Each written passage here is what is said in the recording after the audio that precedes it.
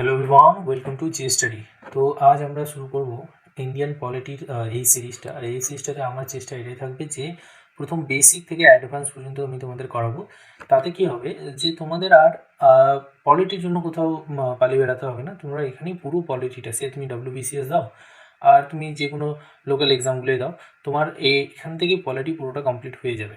তো সেইভাবে ভেবেই আমি পুরো করছি। তোমার প্রিলিমস, মেইনস সব কিছুতেই এটা থেকেই তোমার কমপ্লিট টু দ্য কমপ্লিট পেয়ে যাবে। তো সুতরাং আর কোথাও যাওয়ার দরকার নেই। আমি এখানেই পুরো তোমাদের বেসিক টু অ্যাডভান্স পুরো কমপ্লিট এখানে আমি করে দেবো। আর আমি এটা বলতে পারো অ্যাজ এ বুক যদি রেফার তোমরা চাও, তাহলে সেটা হচ্ছে লক্ষ্মীকান্ত। তো যারা বুকের সাথে সাথে এটাকে দেখবে তাদের জন্য আরও বেটার হবে। আগে আমার লেকচারটা শুনে নিও, বা তারপর গিয়ে যদি বইটা পড়ো তো তোমরা ইজিলি তোমাদের একটা রিডিংয়েই তোমাদের পুরো পলিটি কমপ্লিট হয়ে যাবে। সো শুরু করা যাক। আর তো ফার্স্ট চ্যাপ্টার আমাদের যেটা আছে পলিটি বইয়ে, সেটা দেখবে যে হিস্টোরিক্যাল ব্যাকগ্রাউন্ড নিয়ে আছে। আচ্ছা, এবারে হিস্টোরিক্যাল ব্যাকগ্রাউন্ড নিয়ে আছে তো অনেকে ভাবে যে এটা হয়তো তেমন ইম্পর্টেন্ট হবে না, বাট এটা ইম্পর্টেন্ট ইন দ্য সেন্স এটা ইন্ডিয়ান পলিটিতে যে কোশ্চেনগুলো আছে সেখানেও ইম্পর্টেন্ট। প্লাস হচ্ছে কি যে তোমার হিস্ট্রিতেও অনেক এখান থেকেই কোশ্চেন চলে আসে। তো সুতরাং দুটোর জন্যই এটা কিন্তু ইম্পর্টেন্ট। এটা তোমাকে জানতেই হবে, সে তুমি পলিটি থ্রু দিয়ে জানো আর তুমি সেটা হিস্ট্রি বই পড়েই জানো। তো তোমাকে দুটোতেই জানতে হবে। তো আমি অ্যাকচুয়ালি চাইছি যে এটাও করিয়ে দিই। তাহলে পরপর অ্যাজ এ চ্যাপ্টার ওয়াইজ চলবো। আমরা লক্ষ্মীকান্তকে ফলো করে চলছি, তো লক্ষ্মীকান্ত হিসাবেই আমরা চলবো। ওকে ফাইন, শুরু করা যাক। তো এখানে যদি আমরা দেখি তো ফার্স্ট যে চ্যাপ্টারটা আছে সেটা হচ্ছে হিস্টোরিক্যাল ব্যাকগ্রাউন্ড। এবার হিস্টোরিক্যাল ব্যাকগ্রাউন্ড আমরা কেন পড়ি, কারণ দেখো আমাদের যে কনস্টিটিউশনটা এসেছে সেটা তো আর একদিনে আসেনি। অবভিয়াসলি সেটার পিছনে কিছু জিনিস হয়েছিল যার জন্য সেটা এসেছে, বা আমাদের দরকার পড়েছে, বা আমরা সেখান থেকে হয়তো ইন্সপিরেশনও নিয়েছি। তো সেই জিনিসগুলো কোথায় থেকে কি এসেছে সো একটু যদি আমাদের হিস্ট্রি দেখা যায় তাহলে আমরা অনেকটাই না বুঝতে পারি। তো এখানে যদি আমরা হিস্টোরিক্যাল ব্যাকগ্রাউন্ড চেক করি তাহলে আমরা দেখব যে 1600 খ্রিস্টাব্দে ইস্ট ইন্ডিয়া কোম্পানি আমাদের দেশে আসে। ঠিক আছে, অ্যাজ এ কি এসেছিল, অ্যাজ এ ট্রেডার এসেছিল। তারা ট্রেড করতে এসেছিল, ঠিক আছে, বিজনেস করতে এসেছিল। As a east India company নাম ছিল তাদের, ইস্ট ইন্ডিয়া কোম্পানি, তারা ট্রেড হিসাবে এসেছিল। এবার তারা যখন ইন্ডিয়াতে আসে তো তারা কি করে যে তাদের দেশে কুইন এলিজাবেথের কাছ থেকে তারা একটা চার্টার পায়। সেই চার্টার নিয়েই তারা ইন্ডিয়াতে আসে যে অ্যাজ এ মনোপলি থাকবে, কি মনোপলি হিসাবে, যে তারা শুধু ব্রিটিশ মানে ব্রিটেন থেকে আর কেউ ইন্ডিয়াতে অ্যাজ এ ট্রেড করতে আসবে না, শুধু ইস্ট ইন্ডিয়া কোম্পানি সেই ট্রেডটা করবে। এই চার্টারটা নিয়ে তারা আসে। ওকে, এরপর কি হয়, এরপর বিভিন্ন ইনসিডেন্ট হয়। ঠিক আছে, 1600 খ্রিস্টাব্দে তারা চলে আসলো, বিভিন্ন ইনসিডেন্ট হলো। মোটামুটি 1700 খ্রিস্টাব্দে আস্তে আস্তে 100 বছরের মধ্যে তারা একটা না জমিয়ে নেয় এখানে। বেশ ইন্ডিয়াতে বেশ বড় একটা এরিয়া তারা কিন্তু জমিয়ে বসে যায়, ধীরে ধীরে ধীরে ধীরে ধীরে ধীরে বসে। কিন্তু তোমাদের সকলেরই মনে আছে দেখবে 1757 সালটা শুনে কি মনে পড়ছে, পলাশির যুদ্ধ। আচ্ছা, একটা জিনিস জানো যে ব্রিটিশরা যখন এসেছিল তারা শুধু বেঙ্গলেই ছিল না, ঠিক আছে, তারা বোম্বেতেও ছিল, তারা মাদ্রাসাও ছিল, কিন্তু মেইন যে স্টার্টিংটা বলতে পারো সেটা কিন্তু আমাদের বেঙ্গল থেকেই। ঠিক আছে, আর বেঙ্গলে মেইন কোথায় থেকে, সেটা হচ্ছে এই পলাশির যুদ্ধ, যেখানে তারা সিরাজউদ্দৌলাকে হারাবে। ঠিক আছে, যেখানে তারা সিরাজউদ্দৌলাকে হারাবে। আর এরপরে যে ইনসিডেন্টটা হবে সেটা কি হবে, 1764, সেটা কি বক্সারের যুদ্ধ। এই বক্সারের যুদ্ধের পর তারা কি পাবে, তারা পেয়ে যাবে দিওয়ানি। দিওয়ানি মানে কি, রেভিনিউ আর সিভিল সিভিল জাস্টিসের যে ব্যাপারটা। রেভিনিউ মানে কি, যেখানে হচ্ছে তোমার টাকা ইনকামের ব্যাপারটা, মানে হচ্ছে ট্যাক্সের থ্রু বলো আর বিভিন্ন জিনিসের থ্রু বলো, যে রেভিনিউটা পাওয়া হয়, যেটা আগে কী করতো যে রাজারা নিত, সেই দিওয়ানিটা এখন কারা নিতে শুরু করলো, কোম্পানি নিতে শুরু করলো। আর এই দিওয়ানিটা কোন এরিয়াটার জন্য নিতে শুরু করবে, জাস্ট মিনিট একটু দাঁড়াও, এখানে একটু মিটিয়ে। ওকে, এরিয়াটা কত বড় পেয়ে গেলো তারা, দেখো এরিয়াটা পেলো তোমার কি বেঙ্গল, বিহার আর উড়িষ্যা। ঠিক আছে, এত বড় এরিয়ার দিওয়ানি তারা পেয়ে গেলো। তো তাদের কাছে কি চলে আসলো, এত বড় এরিয়ার কন্ট্রোল চলে আসলো। ঠিক আছে, তো তারা এখন কি হয়ে যাবে, as a territorial power, east India company এখন একটা অ্যাজ এ টেরিটোরিয়াল পাওয়ার হিসেবে ইমার্জ করবে। ঠিক আছে, একটা কিংয়ের মতো পাওয়ার চলে আসলো তাদের কাছে। হ্যাঁ, কিংয়ে কি হয় যে একটা মানুষই প্রধান থাকে, তো এটাতে কি কোম্পানি হচ্ছে প্রধান। ঠিক আছে, ওকে, এরপর কি হলো, পাওয়ার তাদের হাতে চলে আসলো মোটামুটি কত, যে 1665-তেই যেহেতু দিওয়ানিটা মেন চলে আসলো তাদের হাতে, সেখান থেকে তাদের কাছে একটা টেরিটোরিয়াল পাওয়ার চলে আসলো। এটা চলবে, চলতে থাকবে চলতে থাকবে। 1857, এবার এই ডেটটা মনে করার চেষ্টা করো, কি হয়েছিল, সিপাহি মিউটিনি, সিপাহি বিদ্রোহ। এই সিপাহি বিদ্রোহটাতে কি হলো যে এবার দেখতে পেলো ব্রিটিশ যে আমরা এতদিন তো রাজত্ব করলাম, ঠিক আছে, কিন্তু এর মতো আমাদের সামনে কোনো রকম বিদ্রোহ আসেনি, যেটা আমরা দেখলাম কত 1857-তে, যেটা সিপাহি বিদ্রোহ হিসেবে আসলো। তো এতে কি হলো না, ব্রিটিশ যে মানে ইস্ট ইন্ডিয়া কোম্পানি বলতে পারো আর ব্রিটিশ গভর্নমেন্ট, তারা না একটু ভয় পেয়ে গেল যে আমাদের হাত থেকে ইন্ডিয়া বেরিয়ে যাবে না তো। তার জন্য কি করবে এখন, যে ব্রিটিশ গভর্নমেন্ট যে আছে, ব্রিটিশ গভর্নমেন্ট ইন্টারফেয়ার করতে শুরু করবে, বলবে যে শুধু কোম্পানির হাতে যদি আমরা ছেড়ে দিই তাহলে হয়তো আমাদের হাত থেকে ইন্ডিয়া বেরিয়ে যেতে পারে। তার জন্য কি হবে, যে ধীরে ধীরে কি হবে, যে ব্রিটিশ গভর্নমেন্ট, ব্রিটিশ ক্রাউন কি করবে, রেসপন্সিবিলিটি বলবে যে আমরা ঠিক আছে কোম্পানি পারলো না, তো আমরা অ্যাজ এ রেসপন্সিবল গভর্নেন্স দেবো এখানে। আর সেইভাবে কি করবে, যে কোম্পানির হাত থেকে ধীরে ধীরে ক্ষমতাগুলো ছিনে নেবে। কে ছিনবে, ব্রিটিশ ক্রাউন বা ব্রিটিশ গভর্নমেন্টেরও কথা বলতে পারো, ব্রিটিশ গভর্নমেন্টের থ্রু, ব্রিটিশ ক্রাউন মানে ব্রিটিশ কিং গভর্নমেন্টের থ্রু কি করবে, যে এই ইস্ট ইন্ডিয়া কোম্পানির কাছ থেকে ইন্ডিয়াটা নিজের আন্ডারে করে নেবে। ঠিক আছে, তো যাই হোক যেটা হলো, তো তারপর কি হবে, যে এই গুড গভর্নেন্স বলে চালাবে। ঠিক আছে, গুড গভর্নেন্স দেবো, রেসপন্সিবল গভর্নমেন্ট দেবো বলে, তাহলে এটা কতদিন চালাবে, একদম স্বাধীনতা পর্যন্ত, 1947 পর্যন্ত। ঠিক আছে, তো এটা একটা ছোটো মোটো হিস্ট্রি। এবার দেখো, স্বাধীনতা যখন আমরা পেয়ে গেলাম 1947-এ, ঠিক আছে, 1947-এ যখন আমরা স্বাধীনতা পেয়ে গেলাম, তো আমাদের তো একটা কনস্টিটিউশনের দরকার হবে। আর অবভিয়াসলি এই জিনিসগুলো যখন হচ্ছিল, যখন আমাদের স্বাধীনতা পাওয়ার কথা 47-এ, আমরা যখন এটা মোটামুটি একটা ডিসাইডিং ফ্যাক্টর হয়ে গেছিলো যে আর ব্রিটিশরা ধরে রাখতে পারবে না, তো তার আগে থেকেই তো কনস্টিটিউশনের যে একটা দরকার সেটা তো অনেক আগে থেকেই বোঝা গেছিলো। ঠিক আছে, তো সেটার জন্য কি হয়, যে কনস্টিটিউশনাল অ্যাসেম্বলি গঠন করা হয়। আর এই কনস্টিটিউশনাল অ্যাসেম্বলিটা কখন হয়, সেটা হয়েছিল 1946-এ। ঠিক আছে, 1946-এ কনস্টিটিউশনাল অ্যাসেম্বলি গঠন করা হয়। আর তারা এই যে কনস্টিটিউশনটা তৈরি করে দেয় কত, জানুয়ারি 26, 1950-এ। এই দিনে কি হয়, যে আমাদের কনস্টিটিউশন রেডি অ্যান্ড অ্যাডাপ্ট হয়ে যায়। ঠিক আছে, তো এবার জিনিসটা হচ্ছে যে এটা করার পিছনে কারণটা কি, কারণটা হচ্ছে এই যে কনস্টিটিউশনটা তৈরি হলো, এই কনস্টিটিউশনে এমন অনেক কিছু বিষয়বস্তু আছে যেটা কি ব্রিটিশ আমরা রুল থেকে নিয়েছি। ব্রিটিশ রুলে কেন নিয়েছি, কারণটা হচ্ছে যে আমাদের মোটামুটি 200-300 বছর যে রাজত্ব করেছিল ব্রিটিশেররা, তারা যে রুলস রেগুলেশনসগুলো এখানে তৈরি করে গেছিলো, বা যেগুলো থ্রু দিয়ে আমাদের উপর রাজত্ব তারা করতো, তো ওগুলোর সাথে একটা ফ্যামিলিয়ারিটি হয়ে গেছিলো এখানকার মানুষের, বলতে পারো। ঠিক আছে, একটা হ্যাবিচুয়াল হয়ে গেছিলো যে আচ্ছা এটার জন্য এটা রুল, এটার জন্য এটা রুল। তো অবভিয়াসলি এখন নতুন করে নতুন জিনিস নিয়ে আসা আর যেটা চলছে সেটাকে চালানোর মধ্যে অনেকটা পার্থক্য হয়। প্লাস এরকম না যে সব শুধু আমরা ব্রিটিশ থেকে নিয়েছি, না, আমরা 60+ কান্ট্রি থেকে নিয়েছি, কিন্তু অনেক জিনিস যেগুলো ছোটো মোটো জিনিস আছে সেটা কিন্তু আমরা ব্রিটিশ রুল থেকেও আমরা নিয়েছি। ঠিক আছে, এবার এই যে জিনিসগুলো সেটা বোঝার জন্য আমরা এই যে ব্রিটিশ রুলটা সেটাকে আমরা দুই ভাগে ভাগ করি। ঠিক আছে, এখানে যে রুলস রেগুলেশনসগুলো চলছিল, কি একটা কোম্পানি রুল কত পর্যন্ত, যতক্ষণ না সিপাহী বিদ্রোহ হলো। ঠিক আছে, ততদিন পর্যন্ত কোম্পানি রুল ছিল। আর সিপাহী বিদ্রোহ পর কি হলো, যেটা বলেছিলাম যে ক্রাউন কি করবে, নিজের আন্ডারে নিয়ে নিবে ইন্ডিয়াকে, তখন সেটা হয়ে ক্রাউন রুল। তো এইভাবে দুটো ভাগে ভাগ হবে। তো আমরা এই লেকচারে ফার্স্ট ভাগটা পড়বো, আর সেকেন্ড লেকচারে আমরা অন্যটা দেখে নেবো। ঠিক আছে, তো শুরু করা যায়। ফার্স্ট কি হলো, দেখো, ফার্স্ট বললাম কোম্পানি রুল যখন শুরু হলো, তো ফার্স্ট যে রেগুলেটিং অ্যাক্টটা আসলো, ঠিক আছে, এই রেগুলেটিং অ্যাক্টটা কত আসলো, 1773-এ। ঠিক আছে, 1773-এ কি হলো, যে বেঙ্গল যে ছিল, ঠিক আছে, বেঙ্গলে দেখো, বেঙ্গল, বোম্বে আর মাদ্রাস, তিনটে ছিল, বেঙ্গল, বোম্বে আর মাদ্রাস, এই তিনটে জায়গাতে তারা ছিল। তিনটে জায়গাতে গভর্নর ছিল।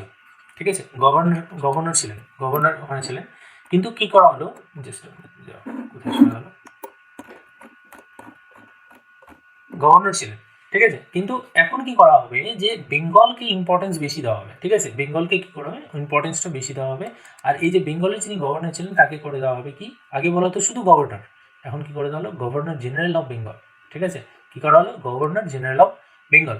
আর এই যে মাদ্রাসটা আর বোম্বেটা তাকে কি করে দেওয়া হলো, বেঙ্গলের আন্ডারে নিয়ে আসা হলো। ঠিক আছে, মানে এখন বেঙ্গল হয়ে গেলো হেড, আর তার আন্ডারে মাদ্রাস আর বোম্বে চলে আসবে।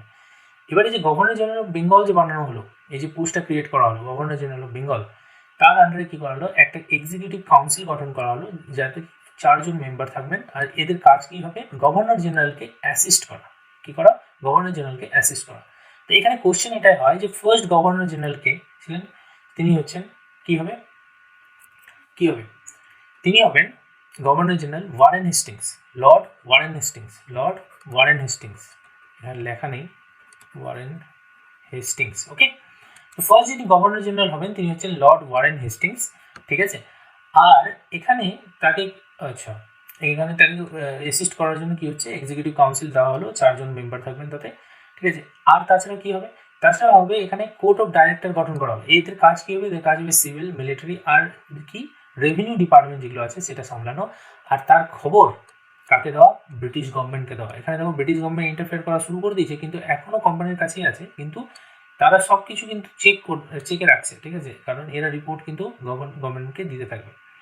ওকে, এরপর কি হলো যে রেগুলেটিং, আচ্ছা এখানে আরেকটা জিনিস বলে দিই, কোশ্চেন অনেক সময় এরকমও আসে যে ফার্স্ট গভর্নর জেনারেলকে, সে তো লর্ড ওয়ারেন হেস্টিংস হয়ে গেল, ঠিক আছে, জিজ্ঞেস করা হয় কোন রেগুলেটিং অ্যাক্টের থ্রু, সেটা কিন্তু খেয়াল রাখবে 1773। ওকে, এই 1773 খ্রিস্টাব্দে যে রেগুলেটিংটা অ্যাক্ট ছিল, সেই অ্যাক্টের থ্রু দিয়ে কী করা হলো, সুপ্রিম কোর্ট এস্টাবলিশ করা হলো কোথায়, Kolkata fort William college, Kolkata fort William যে ছিল সেই ফোর্ট উইলিয়ামে কী করা হলো, এই সুপ্রিম কোর্ট গঠন করা হলো কত, 1774। এটাও ইম্পর্টেন্ট জিনিস, ঠিক। এবার তার যে প্রধান বিচারপতি ছিলেন তিনি ছিলেন এলিজা ইম্পে, আর তার সাথে 3জন জাজও ছিলেন। এই যে সুপ্রিম কোর্টটা বানানো হলো তাকে কি দেওয়া হলো, সিভিল আর ক্রিমিনাল জুরিসডিকশন দেওয়া হলো। কাদের, ব্রিটিশ সাবজেক্ট, মানে যারা ব্রিটিশ সিটিজেন ছিলেন, ব্রিটিশ থেকে যারা গেছিলেন ইন্ডিয়াতে, যারা থাকতেন তাদের, ইন্ডিয়ানদের উপর না কিন্তু। ইন্ডিয়ানদের উপর কার এখন পর্যন্ত কার ছিল, সেটা ছিল হচ্ছে গভর্নর জেনারেল। কোনো রকম কোনো সিভিল বা ক্রিমিনাল যদি জুরিসডিকশন আছে সেটা কিন্তু এখন পর্যন্ত গভর্নর জেনারেলের হাতেই আছে, ঠিক আছে। সুপ্রিম কোর্টের হাতে কি আছে, শুধু ব্রিটিশ সাবজেক্ট, মানে ব্রিটিশ যারা সিটিজেন ছিলেন। আচ্ছা, আর কি করা হলো, যে কোম্পানির যে অফিসিয়ালস তাদেরকে প্রাইভেট ট্রেড তাদের নিষেধ করা হলো, যে প্রাইভেট ট্রেড কোনো রকম প্রাইভেট ট্রেড করতে পারবে না। আর কি, তারা কোনো রকম কোনো নেটিভ যে রুলার আছে, ঠিক আছে, আশেপাশে যদি কোনো নেটিভ রুলার আছে তাদের কাছে কোনো ব্রাইব নিতে পারবে না। তো এই জিনিসগুলো কি করা হলো, রেগুলেটিং অ্যাক্টের থ্রু করা হলো। এবার এগুলোর পিছনে কারণ কি ছিল, এগুলো আমি এখানে বলতে যাচ্ছি না, কেন, কারণ নাহলে অনেক বড় হয়ে যাবে লেকচার, ঠিক আছে। আর অ্যাকচুয়ালি এটা একটু হিস্ট্রি পার্ট আছে, একটু হিস্ট্রিতেই জানাটা বেটার। খালি জেনে রাখো যে এই জিনিসগুলো ছিল। ফার্স্ট হচ্ছে যে গভর্নর জেনারেল অফ বেঙ্গল বানানো হলো, এক্সিকিউটিভ কাউন্সিল বানানো 4জন মেম্বার দিয়ে, কোর্ট অফ ডাইরেক্টর বানালো, সুপ্রিম কোর্ট গঠন করা হলো, আর কি যে এখানে হচ্ছে প্রাইভেট ট্রেড আর নেটিভ যে রাইট সেটা নেওয়া বন্ধ করা হলো। আচ্ছা, ইম্পর্টেন্স কি, এই যে রেগুলেটিং অ্যাক্টটা, তার ইম্পর্টেন্সটা কী ছিল, ইম্পর্টেন্স ছিল এই কারণের জন্যই যে এটা প্রথম স্টেপ ছিল গভর্নমেন্টের, ব্রিটিশ গভর্নমেন্টের, যার থ্রু কি তারা চেষ্টা করছিল যে কোম্পানিকে যেন নিজের হাতে রাখা যায়, ঠিক আছে, কোম্পানি যেন হাত থেকে বেরিয়ে না যায়। সাপোজ মনে করো যখন অনেক পাওয়ার চলে আসবে তখন বলতেই পারে যে আমার আর ব্রিটিশ গভর্নমেন্টের কী দরকার, আমি নিজেই রুল করবো ইন্ডিয়াকে। তো ব্রিটিশ গভর্নমেন্টও চাইছিল যে এইভাবে রকম যেন কিছু না হয়ে যায়, যেন এই যে ইস্ট ইন্ডিয়া কোম্পানিটা নিজের আন্ডারেই থাকে, ঠিক আছে, কন্ট্রোলে থাকে। তার জন্য কি ধীরে ধীরে কন্ট্রোল এস্টাবলিশ করতেও শুরু করলো, ঠিক আছে। যে যেমন কোর্ট অফ ডাইরেক্টর কী করবে, কোর্ট অফ ডাইরেক্টর ব্রিটিশ গভর্নমেন্টকে তোমার কী করবে, সব রিপোর্ট দেবে, ঠিক আছে। এই ইম্পর্টেন্ট আরেকটা কিসের জন্য, সেটা হচ্ছে কি পলিটিক্যাল আর অ্যাডমিনিস্ট্রেটিভ যে ফাংশনটা আছে সেটাকে প্রথমবার রেকগনাইজ করা হলো, ঠিক আছে। আর কি করা হলো, যে সেন্ট্রাল অ্যাডমিনিস্ট্রেশন এখানে ক্রিয়েট করার চেষ্টা, ফাউন্ডেশনটা দিয়ে দেওয়া হলো, লেট ফাউন্ডেশন ক্রিয়েট করে দেওয়া হলো, ঠিক আছে। পরে অ্যাক্টে চলে যাই, আর 1781 এখানে কি বলছে, অ্যামেন্ডিং অ্যাক্ট। আচ্ছা, এই একটা কিসের জন্য আসলো, 1773 যে একটা আসলো সেখানে অনেক ব্রিটিশ পার্লামেন্টের মনে হলো যে কিছু কিছু জিনিস আছে যেগুলো হয়তো একটু চেঞ্জ করা দরকার আছে, আর সেই চেঞ্জটা কার থ্রু করা হলো, সেটা করা হলো 1781 অ্যামেন্ডিং অ্যাক্ট, ঠিক আছে। ওই কারণে নামটা কিন্তু অ্যামেন্ডিং অ্যাক্ট। 1773 যে রেগুলেটিং অ্যাক্টটা এসেছিল সেটাকেই অ্যামেন্ড করা হয়েছে, ঠিক আছে। আর নাম কী দেওয়া হলো এটাকে, অ্যাক্ট অফ সেটেলমেন্ট। তো অনেক সময় জিজ্ঞেস করে অ্যাক্ট অফ সেটেলমেন্টটা কোনটা, ঠিক আছে। এখানে একটু চেক করলে বুঝতে পারবে যে দেখো কী করা হলো, সুপ্রিম কোর্ট যে গঠন করা হয়েছিল, ঠিক আছে, এই সুপ্রিম কোর্টের হাতে কী দেওয়া হয়েছিল, ব্রিটিশ সাবজেক্টের সিভিল আর ক্রিমিনাল কেসেস, ঠিক। এখানে বললো যে ঠিক আছে, ক্রিমিনাল কেসেস তো দিলাম, ঠিক আছে, কিন্তু গভর্নর জেনারেল যিনি থাকবেন আর তার যে কাউন্সিলটা থাকবে বা কোম্পানির কোনো যদি সার্ভেন্ট থাকে, তারা যদি অফিসিয়াল ক্যাপাসিটিতে তাদের জুরিসডিকশনের আন্ডারে বা অফিসিয়াল ক্যাপাসিটিতে যদি কিছু করে, তাহলে কিন্তু সুপ্রিম কোর্ট সেটার উপর কোনো রকম কোনো অ্যাক্ট করতে পারবেন না, মানে তার জুরিসডিকশন থেকে বাইরে করে দিল তাদের, ঠিক আছে, মধ্যে কথা। আর কি করা হলো, যে এই যে রেভিনিউ ম্যাটার্স যেগুলো দেখা হচ্ছে বা যে রেভিনিউ ম্যাটার রিলেটেড যদি কোনো রকম কোনো ইস্যু ক্রিয়েট হয়, সেটা তো কি সুপ্রিম কোর্টের কোনো জুরিসডিকশন থাকবে না, ঠিক আছে। তারপর বলা হলো যে হ্যাঁ, এবার এই দুটো জিনিস তো সুপ্রিম কোর্টের কাছ থেকে কেড়ে নেওয়া হলো। আচ্ছা, ঠিক। তো এবার তাহলে থাকবে কি, তো থাকবেও দেওয়া হলো যে ঠিক আছে, এক কাজ করো, যে লোকাল যে ইনহেবিটেন্ট আছে, মানে যে এবার বললো যে ইন্ডিয়ান যারা আছেন কলকাতাতে, তাদের তুমি কী করবে, যে জুরিসডিকশন করো তাদের উপরে, কিন্তু একটা কাজ করো সেখানে, যে তাদের যে কোনো রকম জুরিসডিকশন যখন দেবে তুমি, সেটা কী করবে, যে তাদের যে পার্সোনাল ল আছে সেটার উপরে, সেটার বেসিসেই দেবে। Personal law in the sense, যদি হিন্দু হয় তাহলে হিন্দু ল, আর যদি মুসলিম হয় তাহলে মুসলিম লয়ের থ্রু তুমি এই জুরিসডিকশনটা, জাজমেন্টগুলো দেবে, ঠিক আছে। তারপর কী ফলেছে, যে গভর্নর জেনারেলের কাউন্সিল, ঠিক আছে, গভর্নর জেনারেল বলা হলো যে প্রভিন্সিয়াল যে কোর্ট থাকবে। দেখো সুপ্রিম কোর্ট কী হলো, সুপ্রিম কোর্ট তো বেঙ্গলে আছে, কলকাতাতে আছে, ঠিক আছে, যেটা হচ্ছে মেইন কোর্ট, কিন্তু প্রত্যেকটা আছে, যেমন মনে করো বোম্বে, মাদ্রাস, এগুলোতেও তো কোর্ট আছে। তো এই যে প্রভিন্সিয়াল কোর্টগুলো, এগুলোতে যদি কোনো কেস কোনো রকম কোনো একটা কিছু ব্যাপার দাঁড়ায়, তো সেটা কোথায় যাবে, তারা সুপ্রিম কোর্টে যাবে কি না, তারা সুপ্রিম কোর্টে যাবে না, তারা কোথায় যাবে? গভর্নর জেনারেল কাউন্সিলের কাছে যাবে। গভর্নর জেনারেল যে কাউন্সিলটা আছে সেই কাউন্সিলটাই নির্ণয় নেবে, ফাইনাল নির্ণয়। ঠিক আছে। আর কি করা হলো, যে এই যে গভর্নর জেনারেল কাউন্সিলটা আছে, এই গভর্নর জেনারেল কাউন্সিল কি করবে, যে প্রভিন্সিয়াল কোর্ট আর কাউন্সিলের যে রুলস রেগুলেশন, এগুলো সব কিন্তু কে ডিসাইড করবে? Governor general council. তো অবভিয়াসলি তুমি দেখতে পাচ্ছ যে রেগুলেশন অ্যাক্টে যে জিনিসগুলো নেওয়া হয়েছিল সেগুলোকে অ্যামেন্ড করা হলো নিজেদের সুবিধার্থে। নিজেদের সুবিধার্থে মানে মিনস ব্রিটিশ গভর্নমেন্ট নিজের সুবিধার্থে, বা বলতে পারো ব্রিটিশ গভর্নমেন্টেরই সুবিধার্থে, নিজের সুবিধার্থে, যে কীভাবে অ্যাকচুয়ালি কোম্পানিকেও কন্ট্রোলে রাখা যায়, আর ওখানেও যেন ইন্ডিয়াতে যে জিনিসগুলো তাদের চলছে সেগুলো যেন স্মুথলি চলে, কোনো ইস্যু না হয়। ওকে, এরপর আসবে কি আমাদের পিটস ইন্ডিয়া অ্যাক্ট। ঠিক আছে, পিটস ইন্ডিয়া অ্যাক্টে কী হলো? পিটস ইন্ডিয়া অ্যাক্টে কিছু না, নর্মালি বললো যে ঠিক আছে, এবার কোম্পানি না কমার্শিয়াল পার্টটা আর পলিটিক্যাল পার্টটাকে ডিভাইড করো। কমার্শিয়াল পার্টটা কে ডিসাইড করবে? কমার্শিয়াল পার্টটা ডিসাইড করবে কোর্ট অফ ডাইরেক্টরস, এই দেখাশোনা করবে, ম্যানেজ করবে। ঠিক আছে, যত রকম কোনো বিজনেসের ম্যাটার যেগুলো আছে সেগুলো এই ডিসাইড করবে, দেখবে। আর পলিটিক্যাল ম্যাটার ডিসাইড করার জন্য কী করা হলো? বোর্ড অফ কন্ট্রোল বানানো হলো। ঠিক আছে, বোর্ড অফ কন্ট্রোল বানানো হলো, যে কি পলিটিক্যাল অ্যাফেয়ার দেখবে। ঠিক আছে, পলিটিক্যাল অ্যাফেয়ারের মধ্যে বুঝতে পারছো যে অ্যাডমিনিস্ট্রেশন চলে আসলো, বিভিন্ন টাইপের পলিটিক্যাল জিনিসগুলো আসলো, সেগুলো আসলো। কমার্শিয়াল অ্যাফেয়ারের মধ্যে তোমার বিজনেস রিলেটেড জিনিস আসবে। ঠিক আছে, তো মেইন যে পিটস ইন্ডিয়া অ্যাক্ট 1784, এটার মেইন কী ছিল? যে কমার্শিয়াল আর পলিটিক্যাল যে ফাংশন আছে সেটাকে আলাদা আলাদা করে দেওয়া। আচ্ছা, এখানে আমরা একটা জিনিস দেখবে যে এখানে ফার্স্ট টাইম কি করলো, এটা তো করলেই আলাদা, আর এখানে ফার্স্ট টাইম বলে দিল যে ব্রিটিশ পজিশন ইন ইন্ডিয়া। খেয়াল করে দেখো যে এতদিন কে চালাচ্ছিল? কোম্পানিই চালাচ্ছিল না, তো কোম্পানি টেরিটরি বলা হতো। কিন্তু কি করলো, যে এবার ফার্স্ট টাইম এই অ্যাক্টের থ্রু বললো কি, যে না, কোম্পানি টেরিটরি বলবো না, আমরা কি বলবো? British position India. মানে বুঝতে পারছি, ব্রিটিশ গভর্নমেন্ট নিজের আন্ডারে নেওয়ার চেষ্টা করছে সব কিছুকে। ঠিক আছে, গভর্নমেন্ট কী করছে? নিজের আন্ডারে নেওয়ার চেষ্টা করছে। ঠিক আছে, তারপরের অ্যাক্ট 1786 অ্যাক্টটা হচ্ছে কি, নর্মালি বলতে গেলে কি, যে গভর্নর জেনারেল যে বেঙ্গল ছিলেন, ঠিক আছে, গভর্নর জেনারেল যে বেঙ্গল ছিলেন, লর্ড কর্নওয়ালিসকে as a governor general Bengal appoint করার জন্যই কিন্তু এই অ্যাক্টটা আসে 1786। আচ্ছা, এতে ছিল কি, ছিল হচ্ছে যে গভর্নর জেনারেল যে লর্ড কর্নওয়ালিস হবেন, তাকে কি করা হবে? কমান্ডার ইন চিফও বানানো হবে। ঠিক আছে, আর তাকে কি করতে হবে? তাকে পাওয়ার দেওয়া হবে, তিনি কাউন্সিলে, যে গভর্নর জেনারেল যে কাউন্সিলটা আছে, তার কাউন্সিলের যে কোনো ডিসিশনকে তিনি ওভাররাইড করতে পারবেন। এই দুটো পাওয়ার তাকে দেওয়ার জন্যই এই অ্যাক্ট অফ 1786টা আসে। তো এখানে বিশেষ কিছু বলার নেই, পরটাতে চলি। Charter act of 1793।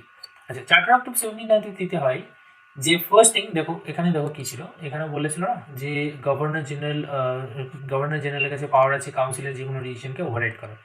এই পাওয়ারটা প্রথমে তো শুধু লর্ড কর্নওয়ালিসের জন্যই ছিল, তো এই পাওয়ারটা এরপর থেকে বলা হলো যে ঠিক আছে, এরপর থেকে এই পাওয়ারটা, যদি সেন্টারের কথা হচ্ছে বিশেষ করে, তাহলে এই পাওয়ারটা গভর্নর জেনারেলের কাছে, আর যদি প্রভিন্সের ব্যাপার হচ্ছে তাহলে গভর্নর যারা আছে তাদের কাছে এই পাওয়ারটাকে দিয়ে দেওয়া হলো। মানে পরবর্তীতে লর্ড কর্নওয়ালিসের পরবর্তীতে যারা গভর্নর জেনারেল হবেন তাদেরকে এই পাওয়ারটা দেওয়া হলো। ঠিক আছে, এরকম না যে লর্ড কর্নওয়ালিসের পর আর কোনো গভর্নর যদি হয় তাহলে গভর্নর জেনারেল হন, তাহলে তার কাছে এই পাওয়ারটা থাকবে না, থাকবে। এটা কন্টিনিউয়েশন করার জন্য, এই পাওয়ারটা কন্টিনিউয়েশন করার জন্যই এই একটা আসলো। আচ্ছা, আর কিছু করা হলো? হ্যাঁ, করা হলো। এখানে বলা হলো যে দেখো, ফার্স্ট হচ্ছে কি, গভর্নর জেনারেল যিনি ছিলেন তাকে আরও বেশি পাওয়ার দেওয়া হলো। কিসের জন্য? বোম্বে আর মাদ্রাসকে নিজের কন্ট্রোলে করার জন্য। মানে ম্যাক্সিমাম কন্ট্রোলটা গভর্নর জেনারেল অফ বেঙ্গলের কাছেই থেকে গেল। ঠিক আছে, আচ্ছা, এখানে একটা জিনিস হলো যে কোম্পানির কাছে, দেখো, কোম্পানি ইস্ট ইন্ডিয়া কোম্পানি ছিল। ইস্ট ইন্ডিয়া কোম্পানির কী ছিল, যে অ্যাজ এ বিজনেস তো আছেই, একটা মেন জিনিস না, অ্যাজ এ কোম্পানি আছে, ও বিজনেসই আছে। তো ওই যে ট্রেড মনোপলিটা, যে ঠিক আছে ব্রিটেন থেকে আর কোনো অন্য কোম্পানি এসে এখানে কাজ করবে না, সেখানে তুমিই কাজ করবে শুধু, এই ট্রেড মনোপলিটা 20 বছর আরও বাড়িয়ে দেওয়া হলো। ইস্ট ইন্ডিয়া কোম্পানিকে বলা হলো ঠিক আছে, আমি তোমার এই মনোপলিটা আরও বাড়িয়ে দিলাম 20 বছরের জন্য। ঠিক আছে, আর কমান্ডার, তারপরে ওই প্রভিশনে বলা হলো যে কমান্ডার ইন চিফ যিনি হবেন, খেয়াল করে দেখো যে লর্ড কর্নওয়ালিস যিনি ছিলেন তিনি কিন্তু কমান্ডার ইন চিফও ছিলেন, তিনি গভর্নর জেনারেলও ছিলেন।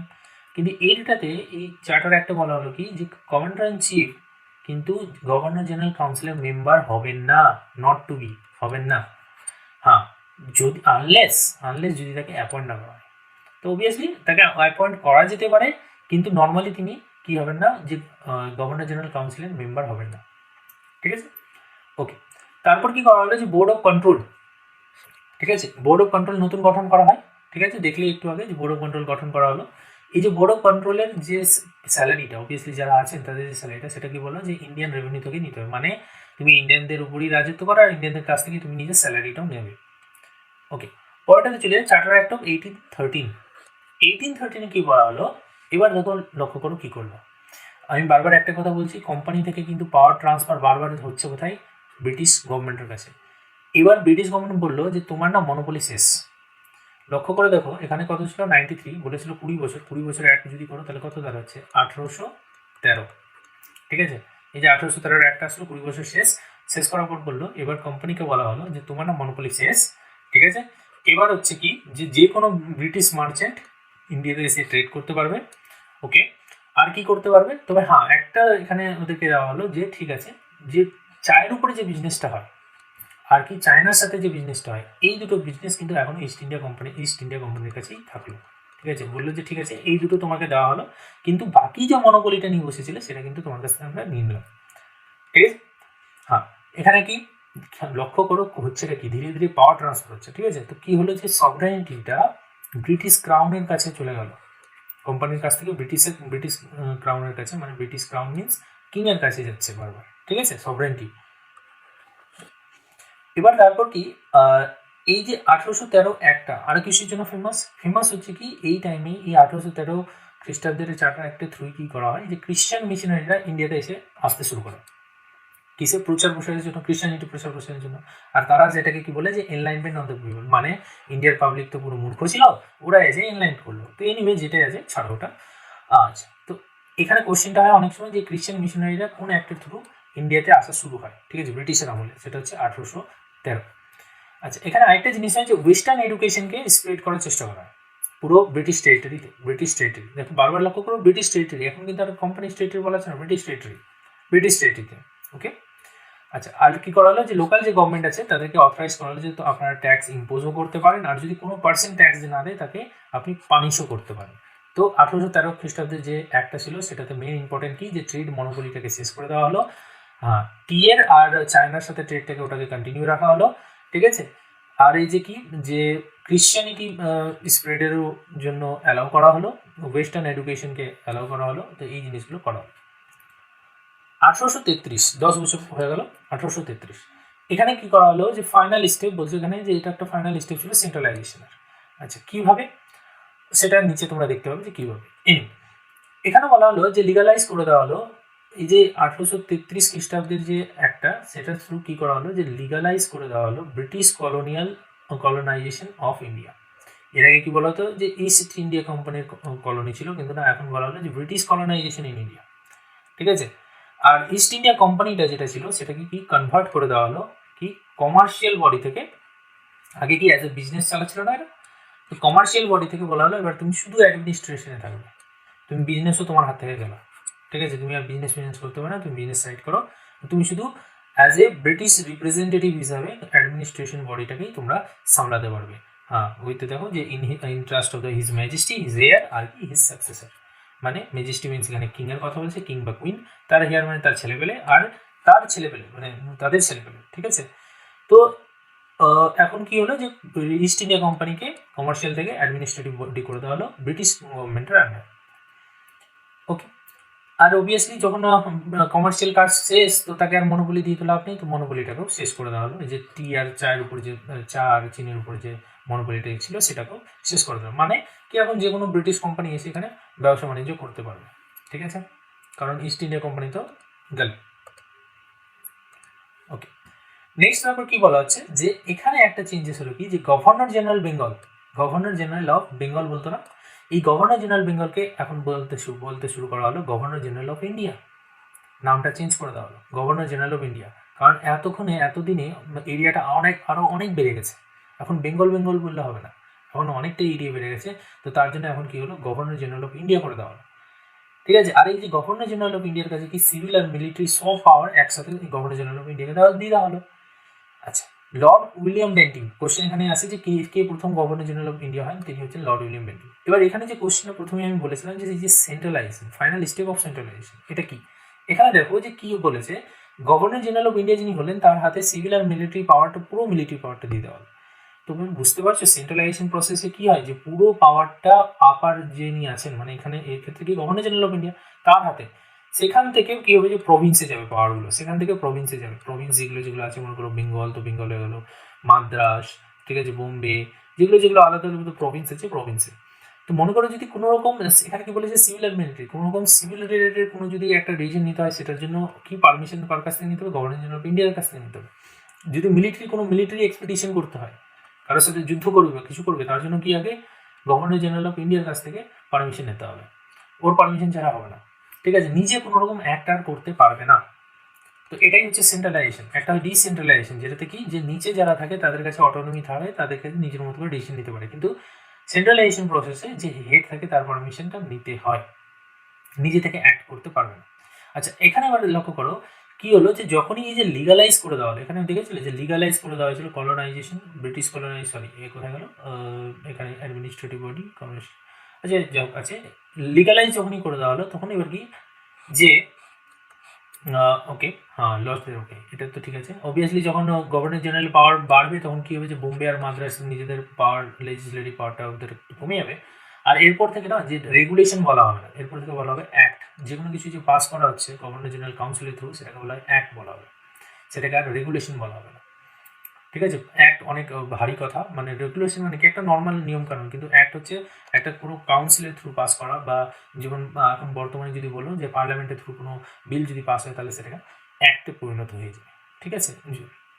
এবার গভর্নর জেনারেল কাউন্সিলের যে অথরিটিটা আছে, গভর্নর জেনারেল কাউন্সিলটা এর অনেক বেশি পাওয়ার দিয়ে দেওয়া হলো, যে এই কোনো রকম ব্রিটিশ ইন্ডিয়ান টেরিটরির মধ্যে কোনো যদি রুলস লস যদি চলছে, তাকে অ্যামেন্ড করতে পারবে, চেঞ্জ করতে পারবে, রিপিল করতে পারবে, বাদ দিয়ে দিতে পারবে, অল্টার করতে পারবে, এবং কোনো যদি চেঞ্জেস করতে হয় চেঞ্জেসও করতে পারবে, ঠিক আছে।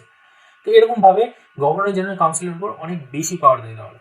আচ্ছা, এখানে একটা কাজ করা হয়েছিল, যে ওপেন কম্পিটিশন বলা হলো, যে সিভিল সার্ভেন্ট, অবভিয়াসলি এত বড় একটা সরকার চালানোর জন্য তো সিভিল সার্ভেন্ট দরকার। তো সিভিল সার্ভেন্টের জন্য ওপেন কম্পিটিশন করা হবে, মানে এখানে আগে কি হতো, যে শুধু ইউরোপিয়ানরাই সিভিল সার্ভেন্টে অ্যাপ্লাই করতে পারতো, এখন বলা হচ্ছে ইউরোপিয়ান আর ইন্ডিয়ান সবাইকে করে দেওয়া হবে, সবাই দিতে পারবে। কিন্তু এই যে মানে বলতে পারো সিস্টেমটা ইন্ট্রোডিউস করার আগেই কি করা হলো, যে কোর্ট অফ ডাইরেক্টর এটার অপোজিশন করে দিল। তার জন্য কি হলো, যে এটা আর নালিফাইড হয়ে গেলো, মানে এটা আর করা হলো না, এটা ছেড়ে দেওয়া হলো তখনকার জন্য। আচ্ছা, এই অ্যাক্টের থ্রুই কিন্তু ইন্ডিয়ান ল কমিশন গঠন করা হয়েছিল, ঠিক আছে। আর এই ল কমিশনের কে চেয়ারম্যান কে হবেন, লর্ড মেকলে, লর্ড মেকলে। আচ্ছা, এবার এই যে কোম্পানির রুলের যে লাস্ট যে অ্যাক্টটা, সেটা হচ্ছে কত, 1853 অ্যাক্ট। এই লাস্ট অ্যাক্টটাতে কি হবে, লাস্ট সিরিজ অফ আছে ব্রিটিশ পার্লামেন্ট। এখানে দেখো, এখানে কি হচ্ছে, লক্ষ্য করো, যতক্ষণ আমরা কোম্পানির রুল বলছি, ততক্ষণ কি হচ্ছে, ব্রিটিশ পার্লামেন্ট থেকে অ্যাক্টগুলো পাস হচ্ছে, আর সেটা অ্যাপ্লাই করা হচ্ছে ইন্ডিয়াতে, ঠিক আছে। তো এটা হচ্ছে কি লাস্ট অ্যাক্ট, যেটা ব্রিটিশ পার্লামেন্টের থ্রু পাস করা হবে, ঠিক আছে। এরপর কি করা হবে, এরপর করা হবে যে গভর্নর জেনারেল কাউন্সিল যেটা ছিল, গভর্নর জেনারেল কাউন্সিল যেটা ছিল, তার যে লেজিসলেটিভ আর এক্সিকিউটিভ ফাংশনটাকে সেপারেট করে দেওয়া হবে। এখন এদের হাতে পাওয়ারটা দিয়ে দেওয়া হবে, যে লেজিসলেটিভ যে ফাংশনটা, এর হাতে পাওয়ারটা চলে আসবে, যে তারা নিজের মতো করে অ্যাক্ট পাস করবে আর অ্যাপ্লাই করবে, বুঝতে পারলে। এর জন্য কি হবে, যে এখানে নতুন করে 6 জনের এন্ট্রি করা হবে, 6 জনের সিট বাড়ানো হবে, প্লাস হচ্ছে কি, যে লোকাল রিপ্রেজেন্টেশন নেওয়া হবে এর মধ্যে, ঠিক আছে, 6 জন। তো টোটালি যে লেজিসলেটিভ কাউন্সিলের নাম্বারটা হয়ে দাঁড়াবে, সেটা হবে 12, ঠিক আছে। আর এই যে কি বলা হলো, যে লোকাল যে রিপ্রেজেন্টেশন 6টা নেওয়া হলো, তার মধ্যে কি প্রভিন্সের বেঙ্গল, মাদ্রাস, বোম্বে আর আগ্রা, এখান থেকে 4 জন নেওয়া হলো, আর 2 জন আরও এক্সট্রা নেওয়া হয়েছিল। তো লোকাল মানে এখানে লোকাল থেকে নেওয়া হয়েছিল 6 জন টোটালি, ঠিক আছে। তো টোটালি যে মেম্বার সংখ্যা হয়ে দাঁড়ালো, সেটা হলো 12টা। এই কারণে লেজিসলেটিভ উইংটাকে একে বলা হলো মিনি পার্লামেন্ট। এবার ওটাই হলো, যে মিনি পার্লামেন্ট যখন ক্রিয়েট হয়ে গেল, তখন কি আর ব্রিটিশ পার্লামেন্ট থেকে তাদের কোনো মানে এই যে বিল পাস করে এনে এখানে অ্যাক্ট হিসাবে এনে চালানোর দরকার ছিল না। তারা নিজেরাই এখন ব্রিটিশ পার্লামেন্টের যে সেম প্রসিডিউর হয়, সেই প্রসিডিউর ফলো করে এখানে অ্যাক্ট তৈরি করতে শুরু করলো, ঠিক আছে। আর এই অ্যাক্টের থ্রুই এবার কি হলো, বেঙ্গলে নতুন একটা প্রেসিডেন্সি বানানো হলো। লক্ষ্য করে দেখো, যে বেঙ্গল থেকেই কি হলো, governor general of Bengal, governor general of India, ঠিক আছে। এরপর কি বলা হলো, যে এই যে 1853 একটা বলা হলো, যে ঠিক আছে, এবার বেঙ্গলকেও একটা আলাদা প্রভিন্স করে দাও, ঠিক আছে।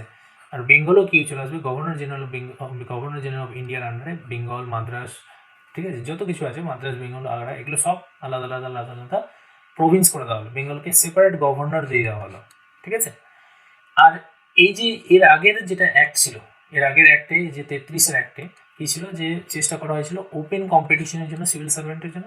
সেই সিভিল সার্ভেন্টের ওপেন সিলেকশনটা সেবার তো হলো না, কারণ যে কোর্ট অফ ডাইরেক্টরস যারা ছিলেন তারা তো সেটার এগেনস্টে দাঁড়িয়েছিলেন, অপোজিশন করেছিলেন। কিন্তু এবার করে দেওয়া হলো যে ঠিক আছে, ওপেন কম্পিটিশন হবে, আর সেটাতে কি যে ইন্ডিয়ানদের চান্স দেওয়া হবে। আর এটা কি ওই মেকলে কমিটি, তোমার বলতে পারো যে মেকলে কমিটি যে তৈরি হয়েছিল, এই যে মেকলে কমিটি এই সিদ্ধান্তটা নিল। ঠিক আছে। আর এখানে কি বলেছে যে ল মেম্বাররা ফাইনাল মেম্বার অ্যাজ এ হবেন। তো this is all for the কি কোম্পানি রুল। ঠিক আছে, কোম্পানি রুল। এরপর কি হবে, আজকে আমরা এতদিনই ডিসকাস করবো। এরপরে আমরা যে ক্রাউন রুলটা আছে সেই ক্রাউন রুলটা ডিসকাস করবো। So this is all for today. Thank you.